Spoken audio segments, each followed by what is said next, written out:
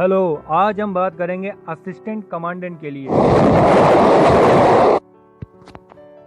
UPSC CAPF examination conduct कराती है जिससे असिस्टेंट की जॉब मिलती है।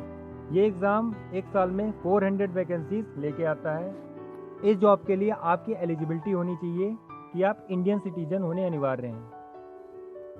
ये एग्ज़ाम साल में एक बार होता है और इसके लिए आपकी एज 20 से 25 के बीच में होनी चाहिए।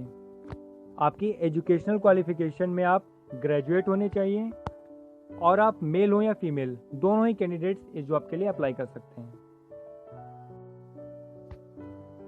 आप ऑनलाइन इस फॉर्म को फिल कर सकते हैं upsc.gov.in पर जाके, और इसके सिलेक्शन प्रोसेस में सबसे पहले आपको एक रिटन एग्ज़ाम देना पड़ता है जो कि MCQ टाइप का, ऑब्जेक्टिव टाइप का होता है। उसके बाद आपको टायर 2 एग्ज़ाम देना पड़ता है, वो भी आपका रिटन होता है।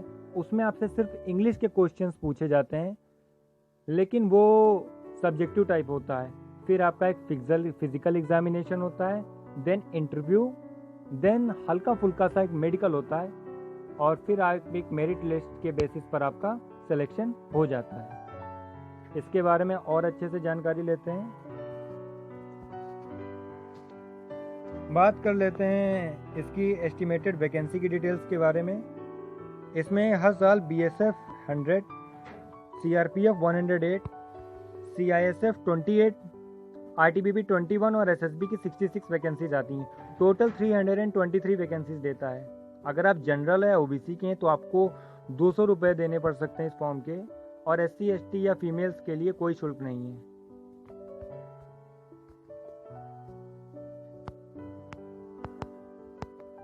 और अगर जनरल एबिलिटी टेस्ट जो टायर 1 का रिटन एग्जामिनेशन होता है MCQ वाला, उसमें जनरल एबिलिटी टेस्ट में आपको 250 मार्क्स का होता है।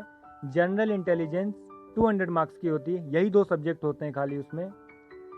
टोटल 450 मार्क्स का, जिसमें निगेटिव मार्किंग आपकी 1/3 होती है।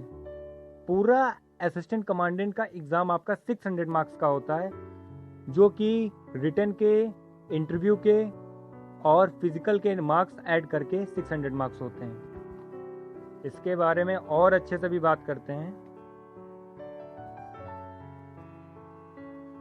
जो आपका पेपर 2 होता है, उसमें आपका इंग्लिश, सिर्फ इंग्लिश पूछा जाता है उसमें, जो कि सब्जेक्टिव टाइप होता है। उस इंग्लिश में आपका टोटल 200 मार्क्स का एग्ज़ाम रहेगा। वो भी फर्दर 2 पार्ट्स में डिवाइड रहेगा। एक आपका 80 मार्क्स का होता है और एक आपका होता है 120 मार्क्स का। इसके बाद में आपका एक फिजिकल एलिजिबिलिटी टेस्ट होता है कि आप फिजिकली इस पोस्ट के लिए फिट हैं या नहीं हैं। अगर आप एक मेल कैंडिडेट हैं तो आपकी आइडियल हाइट, आपकी जो हाइट है वो 165 सेंटीमीटर होनी चाहिए। आपका जो चेस्ट है वो 81 से 86 सेंटीमीटर होना चाहिए। इसका मतलब नॉर्मली आपका चेस्ट 81 सेंटीमीटर मीज़र पे होना चाहिए, लेकिन जब आप उसको एक्सपेंड करते हैं, उसको फुलाव देते हैं, तो 86 सेंटीमीटर तक जाना चाहिए मिनिमम। मैक्सिमम कितना भी जा सकता है। उसके बाद आपको एक 100 मीटर की जो स्प्रिंट है वो करनी होगी 16 सेकंड में। फिर आपको 800 मीटर आपको 3.45 सेकंड में करना होगा। फिर एक शॉर्ट पुट आपको फेंकना होगा जिसका वेट 7.26 kg का होता है। वो मिनिमम आपको 4.5 मीटर्स तक थ्रो करना होगा। ये इसकी मिनिमम लेंथ है। ये है मेल्स के लिए फिजिकल एलिजिबिलिटी क्राइटेरिया। अब हम लोग फीमेल कैंडिडेट्स के लिए फिजिकल एलिजिबिलिटी क्राइटेरिया की बात करेंगे। कुछ चीज़ें हैं जो फीमेल्स में नहीं होती हैं, सिर्फ मेल्स में होती हैं, तो उनको देख के चौंकिए मत। जो फीमेल हैं उनके लिए हाइट 156 सेंटीमीटर मिनिमम होनी चाहिए। 100 मीटर उनको 18 सेकेंड्स में, और 800 मीटर 4.45 सेकेंड्स।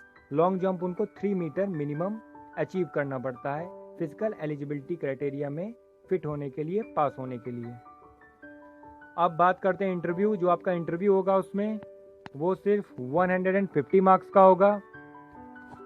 ये लास्ट स्टेज है, that is medical test. Last में आपका एक मेडिकल टेस्ट होता है जो कि काफ़ी हद तक नॉर्मल ही होता है।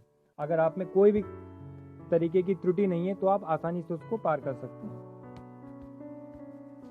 तो दोस्तों, ये थी असिस्टेंट कमांडेंट से जुड़ी हुई बहुत ही महत्वपूर्ण जानकारी। और अगर आपको मेरी वीडियो अच्छी लगे तो प्लीज़ इसे लाइक, सब्सक्राइब और शेयर करिएगा। और इसी तरीके की हेल्पफुल इन्फॉर्मेशन मैं इस पर अपलोड करता रहूँगा, तो आप भी इस चैनल को विजिट करते रहिएगा।